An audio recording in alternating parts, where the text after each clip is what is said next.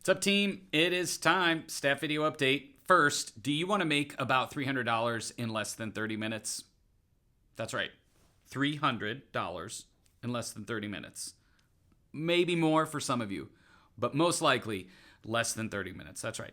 If you go onto the Motion app, which is a part of our healthcare, for those of you that are on our healthcare, we are at the end of March, the first quarter. So if you allow it to register all the steps that you've taken, you'll get some points for that. And then there are like 4 or 5 different articles that you can read that require a little answer to a question that will take you less than 30 minutes to do. So if you haven't added that to your calendar, $300 added to your HSA in less than 30 minutes. And you can also join some of the Motion activities for April to make sure that you're getting that put into your account each quarter. If you need to schedule a quarterly to-do for you in teamwork, do that or find a system that works for you. By the end of the year, you could have $1,000, $1,200 added to your account, and it's really easier than you think. And if you've been to the doctor, you can upload the EOB, explanation of benefits, or the summary bill that they send you as proof that you did some preventative care during that quarter. So, here to help you make some money. Second, we had a big weekend, big subject, and I was talking to some of the campus pastors, and it was probably a heavy weekend, maybe for you or for some of the people that you serve with, people in your life. As you start to acknowledge some of the weight and emotion that comes with sickness and struggling through sickness, and honestly, the low grade, not always low grade, but the low grade anger that we carry, you were probably invited into some pretty heavy information this weekend. It was a powerful weekend for us to care for and to stand with those who are sick or are suffering. And so I put on the app a little bit of this content, and I think it's helpful for you to be reminded of. Like, how do we interact with people when they're struggling? I was invited to teach on this in student ministries earlier this year, and the outline from Orange that I just loved was walking us through how to give others the space to feel. The tension that we all feel is we want to be happy and we want the people that we care about to be happy. It is one of the primary things that we care most about. It's why when people ask you, how are you doing? You'll answer, I'm doing great, because we want people to think we're happy, even if we're not. And we want other people to be happy as if it's the only acceptable emotion, and it's not. It's not the only acceptable emotion. Now, that doesn't mean you should be like an Eeyore every day, okay? But we, as humans, experience a wide range of emotions. And so we should give others the space to feel, but when we feel like happiness is really the only or best emotion to interact with, it creates challenges. So what do we do when people aren't happy? Well, if you're like me, sometimes you just avoid them. Like if you know somebody's going through a hard season or a hard season for the 700th week in a row, there's like, sometimes we have to put boundaries around, some toxic people, yes. But it's like, I don't really want to talk. That's going to, it's like, it feels like it's going to be a downer.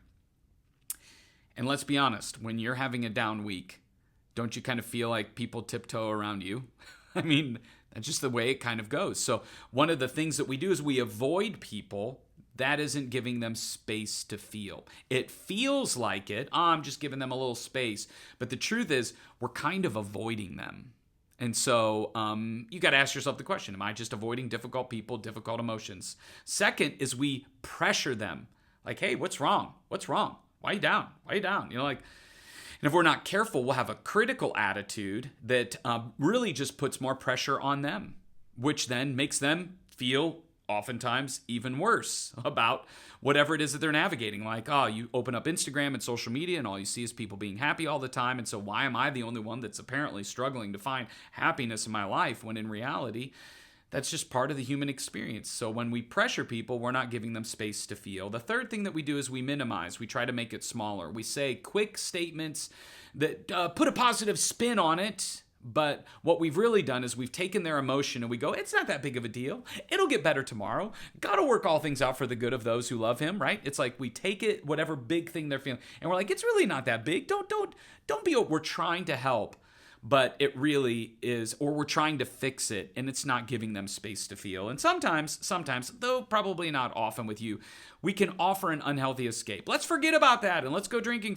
that's not you, but that's what culture does. Let's go drinking for the weekend. Let's, and when you do that, you've seen this in movies, it ends up making more problems than you were originally dealing with in the first place. So, how do we help someone who's suffering? How do we help someone who's sick? Well, you realize this. You may be one of the safest places for somebody to admit whatever it is that they're feeling.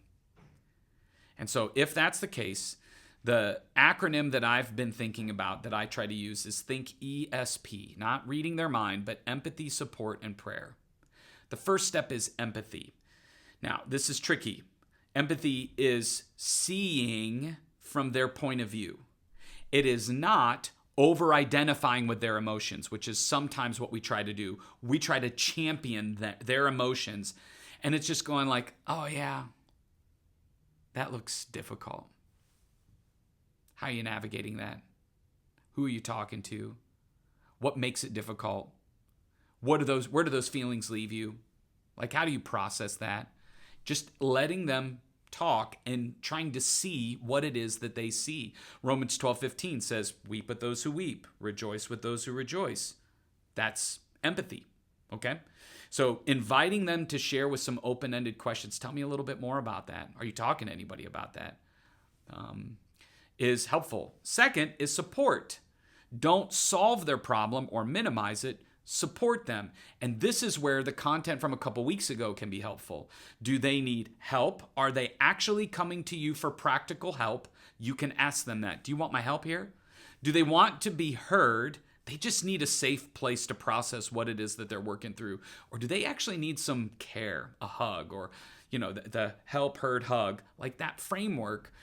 And you can be prayerful about that or ask them. That's what it means to support them. So then you know how to pray for them. And I would, in that moment, just give a moment to God, if they want help, help us with this specific practical response. If they need to be heard, God, thank you that you hear our prayers, that you collect our sorrows, that you're near to us, that we can come to you and be honest. If they need support and care, you can pray about that specific thing with them in that moment. That helps us be a little bit more strategic with people who are suffering, because we can't fix it. It's not our responsibility. But instead of avoiding and running away, we can step in and offer a little ESP, a little empathy, support, and prayer, especially on some of those heavier subjects. So my hope is that's helpful for you as you continue to pastor and care for the people that God brings us each and every weekend. Thanks.